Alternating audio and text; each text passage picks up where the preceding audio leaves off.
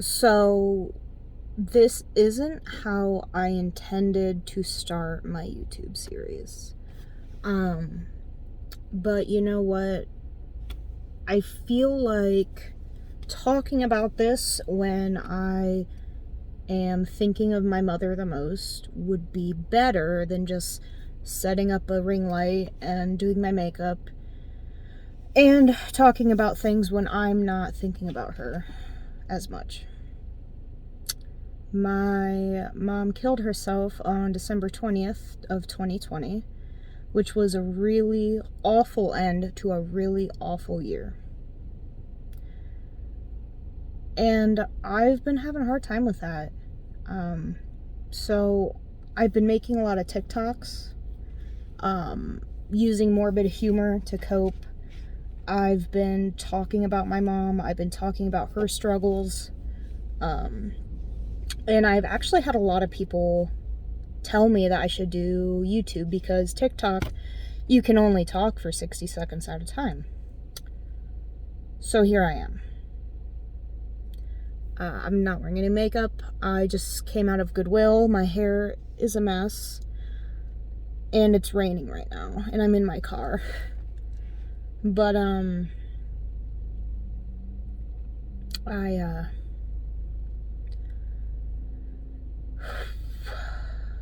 I really feel like I need to tell my mom's story. Oh, I'm not stable enough to do this yet, am I? No. Okay. Well, it's too late. I already started the video. Can't redo. So, my mom, on December 20th of 2020, I walked into her room to check on her because it was about 3 p.m. and we hadn't seen her yet, which wasn't super weird. She was the type of person who would sit in her room and listen to music all day. She would only come out to go to the bathroom and maybe have a snack of peanut butter on a spoon. So I looked at my grandma and I said, oh, I'll go check on her, make sure she's not dead. You know, as a joke, because that's something I say all the time. Usually I would say that and I'd go in her room and I'd say, hey, you dead yet? And she'd say, unfortunately not. It's funny, okay? She had a morbid sense of humor just like I do. But this time I opened up her door and there she was. I've been around death a lot, actually. I work in healthcare, have my whole life. I worked in nursing homes, I've worked in hospitals. But when you come across a trauma like that, you see your own mother's body, your brain doesn't want it to be real. Oh, fuck, I didn't think I was gonna cry. I'm good. Your brain doesn't want it to be real. And despite my medical knowledge, despite the fact that rationally I knew how she looked was not normal, my brain told me she was still capable of being saved. Because she was epileptic, and finding her unconscious wasn't abnormal, really. I mean, there have been plenty of times when I would find her in her room unconscious after a seizure, and she was okay. She just, I need to keep an eye on her. Rarely we would have to take her to the hospital for a seizure, but this was not that. She was blue, really more purple than blue. She was cold. She had been dead for probably 8 to 12 hours. We think. I don't know. I don't even remember what the death certificate says. There was no autopsy. So I did CPR because I know CPR. When you do CPR on CPR dummies, it's easy, because I had done it 1,000 times, but doing CPR on a very dead body is not something I ever want to do again. It was awful. I wish I had not done that. But I guess it was just instinct. I don't know. My husband helped me. We took turns.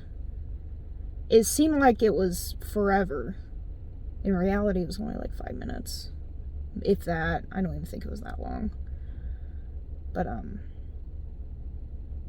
during CPR is when I realized she was dead. I won't go into the graphic detail. I don't want to be too graphic about this. I know a lot of people, obviously it's gross, it's weird, it's scary, it's traumatic. And I don't want to be too graphic. But it was very graphic. It was very traumatizing. And I've been through a lot in my life, but that was the tip of the iceberg. Anyway, I did CPR. There was no reason to. She had been gone for a long time. She was stiff. But EMTs came, called the coroner, did all that. It was a blur, honestly. My son was 4 months old at the time, and my husband did such a good job of handling the baby so I could freak out. Like, I had a total freak out. Honestly, I think I might have blacked out at some point. I threw up outside in the bushes. My wonderful friend across the street, Tyler, came over to offer some support. But yeah. So, there's my opening video. I experienced an awful trauma. And I need to talk about it, dude. I do. I've tried grief therapy, and I love therapy. I love therapy so much. I've been in therapy for years and years and years. However, with COVID, it's all over the phone, and personally, that does not work for me at all. It's off. I don't like it. So I'm going to wait until things get a little better and go back to in-person therapy. I went to a crisis center for a few days, got on some meds, saw a doctor, did the whole thing. I shaved my head. I'm not mad about it. It's okay. I don't know where to go from here, guys. I really don't. Anyway, my mom's name was Lora. She was really cool, but she had epilepsy and schizophrenia, and she killed herself. She killed herself because she believed she was in a romantic relationship with the heavy metal star Ozzy Osbourne. And saying that out loud,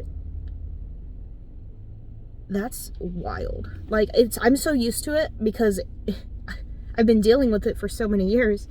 But when I say that out loud, like, it just blows my mind. Anyway, that was my intro. I'm gonna go get a blizzard for my husband and go home and probably cry. I don't know why I'm doing this now. It just felt right. Originally, I was going to do my makeup. I was going to have my ring light up. I was going to make it a thing. But I don't feel like that's very authentic. So, I intend to talk more about my mom, her life, my life, her delusions, and not in any way to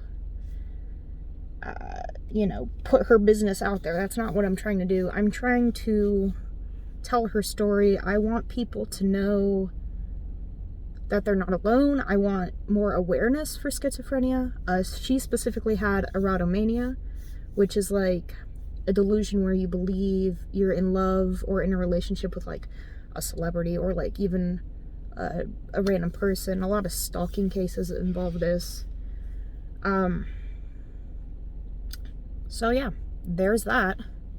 I don't know when I'm gonna do another video, but you get a 10-minute video for now.